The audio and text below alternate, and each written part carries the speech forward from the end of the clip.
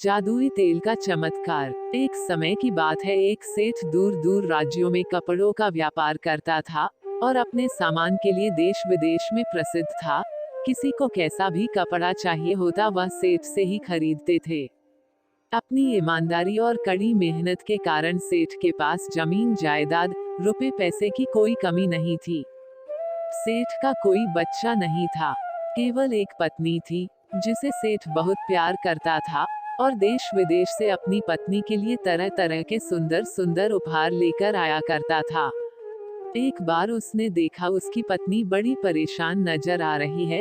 पूछने पर पता चला कि पत्नी के बाल बहुत ज्यादा झड़ रहे हैं।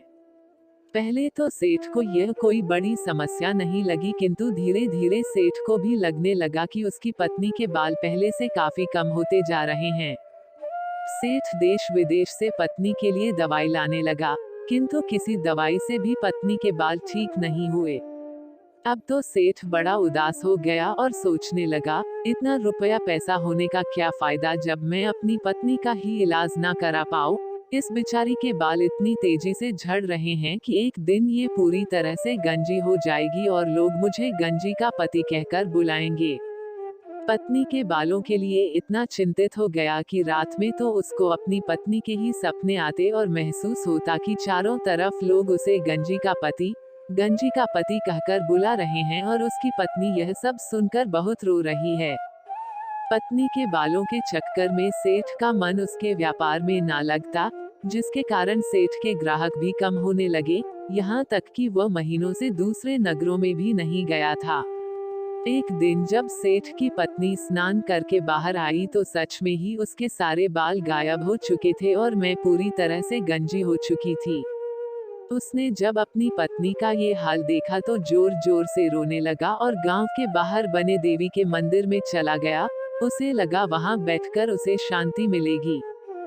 जब वहां पर बैठा हुआ था, वहां पर एक साधु आया और उसने सेठ से उसकी उदासी का कारण पूछा। साधु के प्यार भरे शब्द सुनकर सेठ सिसक सिसक कर रोने लगा और बोला, महाराज मेरी पत्नी के सारे बाल गिर गए और वह पूरी तरह से गंजी हो गई है। मुझे समझ में नहीं आ रहा है कि मैं अब सबको अपना मुंह कैसे दिखाऊं। साधु बोला, बेटा मैं तुम्हें वर्षों से जानता हूँ, मुझे पता है कि तुम एक बहुत ही मेहनती, सच्चे और दयालु इंसान हो। मेरे पास एक जादुई तेल है, तुम ये तेल अपनी पत्नी को दे दो। रोज इस तेल को अपने सर में लगाने के बाद तुम्हारी पत्नी के बाल फिर से वापस उग जाएंगे और बहुत ही लंबे हो जाएंगे। किंतु याद रखना, ये जादुई तेल है, इसका काम है किसी भी चीज को बड़ा कर देना, इसलिए इसका प्रयोग सोच समझकर करना और काम हो जाने के बाद इस तेल को गांव के सरोवर में डाल देना। सेठ बहुत खुश हुआ और साधु से तेल लेकर उसने अपनी पत्नी को दे दिया। पत्नी पति के कहे अनुसार रोज उस तेल को अपने सर पर लगाने लगी। सच ही उसके बाल बड़े लंबे हो गए।